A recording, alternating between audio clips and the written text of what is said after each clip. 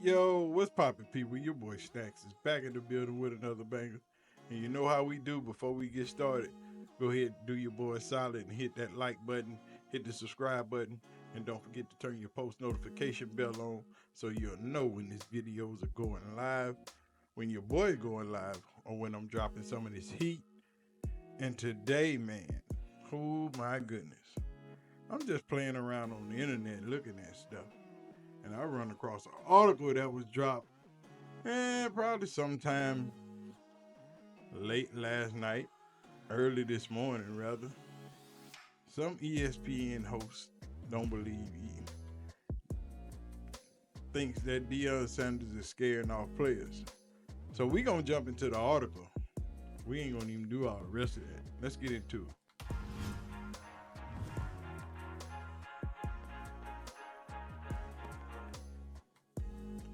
As you see on your screen, ESPN host believes Deion Sanders scared off players who wants to back up the coach's son. Who wants to back up the coach's son? So let's get into this article and see what they talking about. Wait a minute. Now that was crazy. It might be the off season, but the Colorado Buffaloes are still a hot topic. Deion Sanders and his staff just ended the spring practice period in Boulder with very little, what the hell? With very little hiccups. Shedeur Sanders got a jump on working out with his new receivers and invited the entire core down to a retreat at Coach Prime's compound. Old Country Prime. Hey man, stop that. What in the world is going on? Oh, while Colorado is set at the quarterback position, many are starting to wonder if it's a blessing or a curse scenario. The Buffs' grown QB made headlines after going after players who left the program and left a bad review after the fact, including former backup Gavin Could.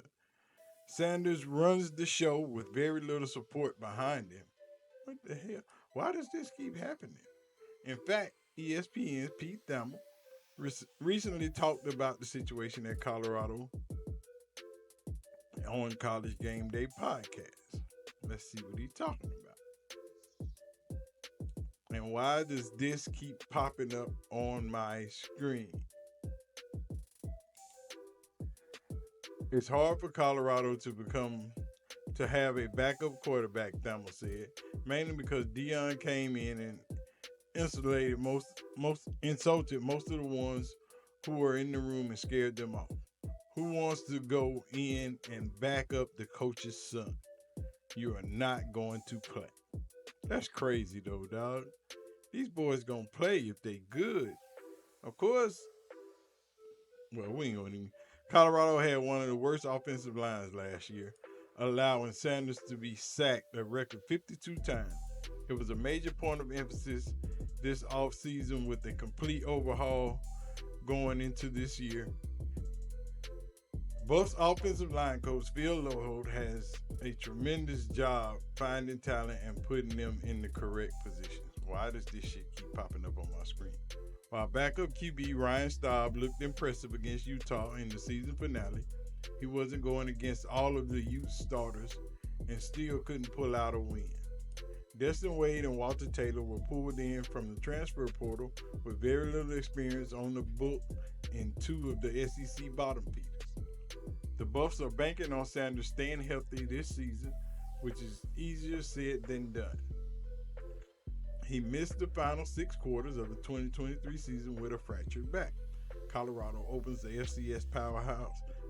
with FCS powerhouse North Dakota State on Thursday, August 29th, one of the first games that ESPN kicks off in the 2024 college football season. And that article was written by Josh Toll 20 hours ago, which is crazy. But let's go back into the lounge. So, Thelma doesn't think nobody wants to back up Shedeur. he still didn't say why Prime was running off quarterbacks. He didn't run off quarterbacks. That guy, we had one quarterback to leave, that walk-on quarterback, he left and then started talking trash because he couldn't play. And Shador didn't want to be his friend. He don't want to play with me, coach. He don't want to be my homie. He playing with the other quarterback, but he ain't teaching me nothing. He got all them cars in that big old pretty apartment, and I can't come over there and play video games. That's what it sounds like to me. But y'all let me know what y'all think about this article, man. Because I don't think he got it right.